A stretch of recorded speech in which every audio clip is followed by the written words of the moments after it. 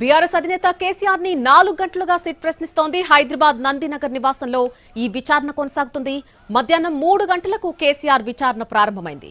నందినగర్లోని కేసీఆర్ ఇంటికి మధ్యాహ్నం 2:30 గంటలకే ప్రత్యేక దర్యాప్తు బృందంలోని అధికారులు చేరుకున్నారు. ఇంటి 2వ అంతస్తులోని గదిలో విచారణకు అవసరమైనటువంటి అన్ని ఏర్పాట్లు చేసుకున్నారు. విచారణను రికార్డ్ చేయడానికి తమ వెంట తీసుకొచ్చిన ఆడియో వీడియో పరికరాలను అమర్చారు. కాగా విచారణ సందర్భంగా నందినగర్ నివాసం వద్ద 4 అంచెల భద్రత ఏర్పాటు చేశారు.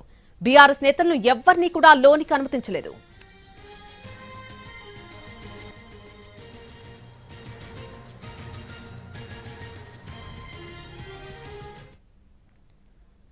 గత 4 గంటలుగా సిట్ అధికారులు కేసీఆర్ ని ప్రశ్నిస్తూ ఉన్నారు. విచారణ ఏ విధంగా కొనసాగుతుంది? పూర్తి అప్డేట్ నందినగర్ నివాసం వద్ద నుంచి మా ప్రతినిధి రవి అందిస్తారు. రవి, దాదాపుగా 4 గంటలు కావస్తోంది, 4:30 గంటలు అవుతోంది. సో అసలు ఇప్పటి వరకు జరుగుతున్నటువంటి విచారణకు సంబంధించి ఏమైనా అప్డేట్స్ ఉన్నాయా?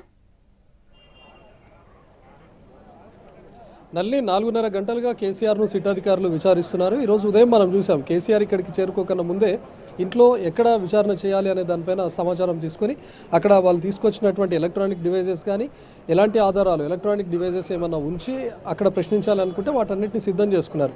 ఎగ్జాక్ట్గా 3 o'clock అని చెప్పి నోటీసులో పేర్కొన్నటువంటి విధంగానే 3 o'clock విచారణ స్టార్ట్ అయింది. ప్రస్తుతం 4:30 గంటలుగా కొనసాగుతుంది. కొద్దిసేపటి క్రితం కూడా చెప్పారు 7-8 లోపు విచారణ ముగియొచ్చు అని చెప్పడంతో చాలామంది అలర్ట్ అయ్యారు. కొంతమంది బీఆర్ఎస్ శ్రేణులు కూడా ఇక్కడికి వచ్చే ప్రయత్నం చేశారు. కానీ ఇప్పుడు ప్రస్తుతం మనం అక్కడ ఉన్నటువంటి వాతావరణం చూస్తే చాలా ప్రశాంతంగా ఉంది. అంటే మరికొంతసేపు విచారించే అవకాశం కూడా కనిపిస్తుంది. ఇప్పటికే బీఆర్ఎస్ నేతలు కూడా చాలామంది బీఆర్ఎస్ భవన్లోనే ఉండిపోయారు. వాళ్ళంతా బయటకు వచ్చేటటువంటి ప్రయత్నం చేశారు. ఒకనొక దశలో కేసీఆర్ ఇంటికి రావడానికి ప్రయత్నించారు, కానీ అడ్డుకున్నారు. అక్కడ సీఎం రేవంత్ రెడ్డి దిష్టిబొమ్మను దగ్ధం చేయడానికి ప్రయత్నించారు. అక్కడ పోలీసులకు బీఆర్ఎస్ శ్రేణులకు మధ్య వాగ్వాదం, తోపులాట చోటు చేసుకుంది. మరోవైపు సీఎం రేవంత్ రెడ్డి ఇంటికి వెళ్ళిపోయేటటువంటి ప్రయత్నం చేశారు. అక్కడ కూడా మరోసారి గందరగోళం చోటు చేసుకుంది. ఈవెన్ ఇక్కడ మాత్రం నందినగర్లో అలాంటి పరిస్థితులు చోటు చేసుకోకుండా పటిష్టమైనటువంటి బందోబస్తును ఏర్పాటు చేశారు. ఎంటైర్ నందినగర్ పరిసర ప్రాంతాలన్నింటినీ కూడా పోలీసులు తమ ఆధీనంలోకి తీసుకున్నారు. సో అయితే ఇప్పుడు విచారణ ఇంకెంతసేపు జరుగుతుంది అనే దానిపైన ఇంకా స్పష్టత రావాల్సి ఉంది. ముందుగా 7 నుంచి 8 లోపు ముగుస్తుంది అని చెప్పారు. కాబట్టి ఇప్పటివరకు కేసీఆర్ ద్వారా రికార్డ్ చేసినటువంటి స్టేట్మెంట్ మొత్తాన్ని కూడా మళ్ళీ పేపర్ రూపంలోకి మార్చి కేసీఆర్ నుంచి సైన్ కూడా తీసుకునే అవకాశం ఉంటుంది. సో ప్రస్తుతం ఇక్కడ మనకు బీఆర్ఎస్కి సంబంధించినటువంటి లీగల్ అడ్వైజర్స్ కూడా ఉన్నారు. ఐశ్వర్య, సరే ఏమన్నా మీకు సమాచారం ఇక్కడ లేకపోతే ఎవరిని కూడా ఇటువైపుగా అనుమతించట్లేదు. ఏం సరే ఏమన్నా సమాచారం అంత ఉందా? ఏం విచారణ జరుగుతుంది? ఏం సమాచారం లేదు ఇప్పటివరకు అయితే. కానీ ఈ విచారణ మాత్రము సుప్రీంకోర్టు గైడ్లైన్స్కు సుప్రీంకోర్టు సూచించిన విధానాలకు విరుద్ధంగా జరుగుతున్నది. 3 గంటలకు విచారణ స్టార్ట్ అయింది. ఇప్పుడు దాదాపు 8 అవుతున్నది, 7:30 అవుతున్నది. కేసీఆర్ గారి ఏజ్ అయినా వారి ఆరోగ్యాన్ని పరిగణనలోకి తీసుకుంటే 2.5 hours నుంచి 3 hours కంటే ఎక్కువ క్వశ్చన్ చేయడానికి వీల్లేదు. వాళ్ళకి ఇంకా ఫర్దర్గా క్వశ్చన్ చేయాలి, ఇంకొక సమాచారం కావాలనుకుంటే they can go for another day. కానీ ఒక వ్యక్తిని మోర్ దాన్ 70 years క్రాస్ అయిన వ్యక్తిని ఆయనకు ప్రివిలేజెస్ ఉన్నాయి. ఒక మాజీ ముఖ్యమంత్రిగా, మాజీ కేంద్ర మంత్రిగా, మాజీ మంత్రిగా కొన్ని ప్రివిలేజెస్ ఉంటాయి. ఆయన పారిపోయే వ్యక్తి ఏం కాదు, ఇక్కడనే ఉండే వ్యక్తి. ఇది సుప్రీంకోర్టు గైడ్లైన్స్కి వ్యతిరేకంగా ఇంటరాక్షన్ జరుగుతున్నది. కేసీఆర్ను ఇబ్బంది పెట్టే విధంగా, కేసీఆర్ను ఒక నిందితుడిగా మీడియాలో ఎక్స్పోజ్ చేసే విధంగా కంటిన్యూగా 3-4 hours నుంచి వాళ్ళు కూర్చోబెట్టి విచారణ చేస్తున్నారు. కానీ ఇది తప్పు. ఈ విషయం ఈరోజు కాకుండా రేపు మేము సుప్రీంకోర్టు దృష్టికి తీసుకుపోతాం. దీని మీద అప్రాపరేట్ కంటెంప్ట్ ఆఫ్ కోర్టు అధికారుల మీద ఖచ్చితంగా మేము మూవ్ అవుతాం. సో బీఆర్ఎస్కు సంబంధించినటువంటి లీగల్ అడ్వైజర్స్ కూడా చెప్తా ఉన్నారు, ఒక 65 ఏళ్ళ పైబడినటువంటి వ్యక్తిని 2 నుంచి 3 గంటలకు మించి విచారించకూడదని. ప్రస్తుతానికైతే దాదాపు 4:30 గంటలుగా విచారణ కొనసాగుతూ ఉంది. దీనిపైన మేము సుప్రీంకోర్టుకు కూడా వెళ్తామని వాళ్ళ బీఆర్ఎస్ లీగల్ అడ్వైజర్స్ చెప్తా ఉన్నారు. అయితే ఇప్పటివరకు 4:30 గంటల పాటు జరిగినటువంటి విచారణలో ముఖ్యంగా కేసీఆర్ను అటు ప్రభాకర్ రావుకు సంబంధించి, రాధాకిషన్ రావుకు సంబంధించి క్వశ్చన్స్ అడుగుతున్నట్లుగా తెలుస్తుంది. వాళ్ళ పదవీ కాలం పూర్తయిన తర్వాత కూడా ఎందుకు వాళ్ళను ఎక్స్టెండ్ చేయాల్సి వచ్చింది, వాళ్ళనే ఎందుకు మీరు నిర్ణయించుకున్నారు, అది మీరు తీసుకున్నటువంటి డిసిజన్ అయినా, ఎందుకు అలాంటి ఆదేశాలు తీసుకోవాల్సి వచ్చిందనే దానిపైన ప్రశ్నించారు. రాధాకిషన్ రావు టాస్క్ ఫోర్స్ డీసీపీగా ఉండి ఎంతోమంది వ్యాపారవేత్తలకు బెదిరింపులకు పాల్పడ్డారు అనే విషయం మీ నోటీసులో ఉందా, అసలు ఫోన్ ట్యాపింగ్ అంశం మీ నోటీసులో ఉందా లేదా అనే దానిపైన ప్రశ్నించారు. ఇప్పటికే చాలామంది నిందితులు ఇచ్చినటువంటి స్టేట్మెంట్స్ను కేసీఆర్ ముందుంచి విచారిస్తూ ఉన్నారు. కొంతమంది సాక్షులను, అదేవిధంగా కొంతమంది బాధితులను కూడా పిలిచి సిట్ ఇప్పటికే స్టేట్మెంట్ రికార్డ్ చేసింది. బాధితులు కొంతమంది కేసీఆర్ పేరును నేరుగా చెప్పినటువంటి వాళ్ళు కూడా ఉన్నారు.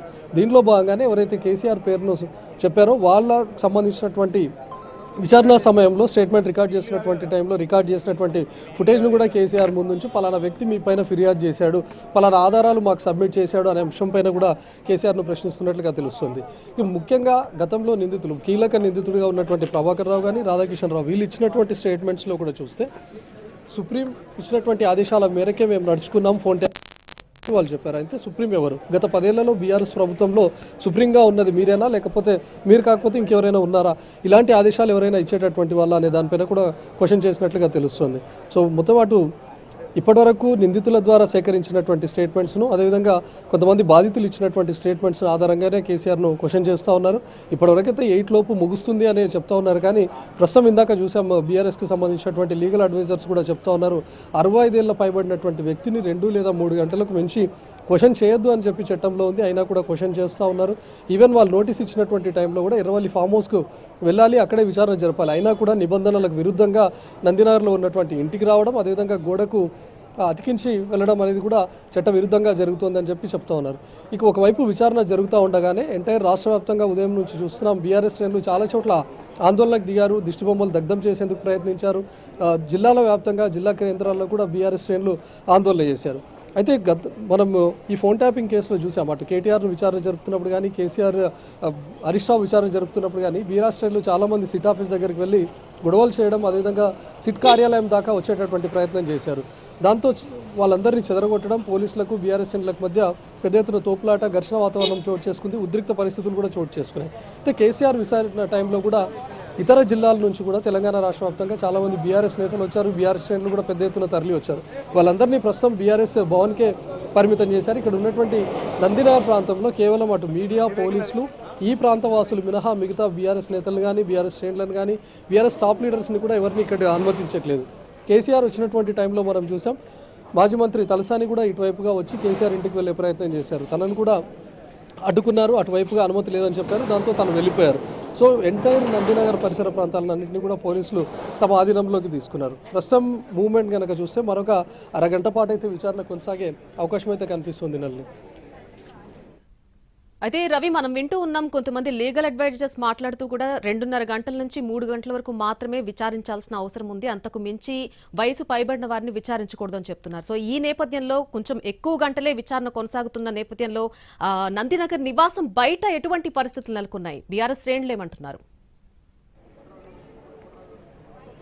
అంటే ఇప్పటివరకు ఫోన్ ట్యాపింగ్ కేసులో ఎవరిని విచారించినా కూడా అటు కేటీఆర్ను విచారించినప్పుడు 7 గంటల సమయం తీసుకున్నారు, హరీష్ రావును విచారించినప్పుడు కూడా 7 గంటల సమయం తీసుకున్నారు, సంతోష్ రావును విచారించినప్పుడు ఏకంగా 8 గంటల పాటు మధ్యాహ్నం 3 నుంచి రాత్రి 11 గంటల వరకు విచారించారు. కానీ ప్రస్తుతం ఇక్కడ కేసీఆర్ను విచారిస్తున్నప్పుడు మాత్రం చట్టానికి లోబడి విచారించాలి అని చెప్పి బీఆర్ఎస్ లీగల్ అడ్వైజర్స్ కోరుతా ఉన్నారు. యాజ్ పర్ సుప్రీంకోర్టు చట్టాల ప్రకారం కేవలం 2 లేదా 3 గంటల పాటు మాత్రమే విచారించాలని చెప్తా ఉన్నారు. సో ఇప్పుడిప్పుడే బీఆర్ఎస్ శ్రేణులు ఇటువైపుగా వచ్చేటటువంటి ప్రయత్నం చేస్తూ ఉన్నారు.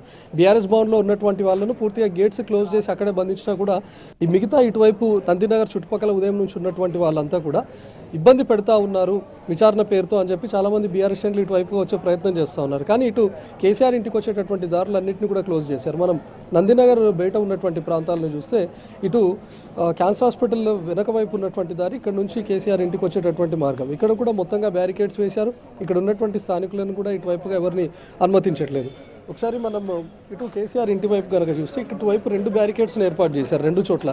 ఇక్కడ నుంచి ఎవరిని అనుమతించట్లేదు. ఈవెన్ ఉదయం కూడా మనం చూసాం కేవలం కేసీఆర్ ఉన్నటువంటి వెహికల్ను మాత్రమే అనుమతించారు అప్ టు ఇంటి వరకు. సిట్ అధికారుల కార్లు మాత్రమే అటువైపుగా ఉన్నాయి. మనం స్ట్రైట్గా చూస్తున్నటువంటి రోడ్లో కూడా అటు నందినగర్ బస్ స్టాప్ ఉంటుంది, నందినగర్ నుంచి ఇటువైపుగా వచ్చేటటువంటి మార్గం ఉంటుంది. అక్కడ కూడా బ్యారికేడ్స్ను ఏర్పాటు చేసి అటు నుంచి ఎవరిని రానివ్వడం లేదు. ఇటు మనం ఒకసారి లెఫ్ట్ సైడ్ కనుక చూసుకుంటే ఇటు క్యాన్సర్ హాస్పిటల్ నుంచి వచ్చేటటువంటి మార్గం, ఈ మార్గంలో కూడా బ్యారికేడ్స్ని ఏర్పాటు చేసి ఇటు నుంచి ఎవరిని రానివ్వలేదు. అయితే ఈరోజు ఉదయం నుంచి ఇక్కడ కొన్ని ఆంక్షలు కొనసాగాయి. ఇక్కడ ఉన్నటువంటి వ్యాపార సముదాయాలు కానీ హోటల్స్ కానీ వీటన్నిటిని మూసివేయించారు. వాళ్ళకి నిన్ననే ఇన్స్ట్రక్షన్స్ ఇచ్చారు, కీలకమైనటువంటి సూచనలు కూడా చేశారు. కానీ ఇప్పుడు సాయంత్రం నుంచి వాళ్ళు షాప్స్ ఓపెన్ చేసుకునేందుకు పర్మిషన్ ఇచ్చారు. ఇక్కడ ఉన్నటువంటి స్థానికులు ఎవరైనా పర్టికులర్గా పలానా షాప్కి వెళ్ళాలి అంటేనే అనుమతిస్తున్నటువంటి పరిస్థితి అయితే కనిపిస్తుంది. కానీ బీఆర్ఎస్ శ్రేణులు వచ్చే అవకాశం ఉంది అనే ఒకే ఒక దాంతోనే ఇంత ఆంక్షలు విధించారు, ఇన్ని చోట్ల బ్యారికేడింగ్స్ను ఏర్పాటు చేశారు. Right Ravi, thank you for the live update.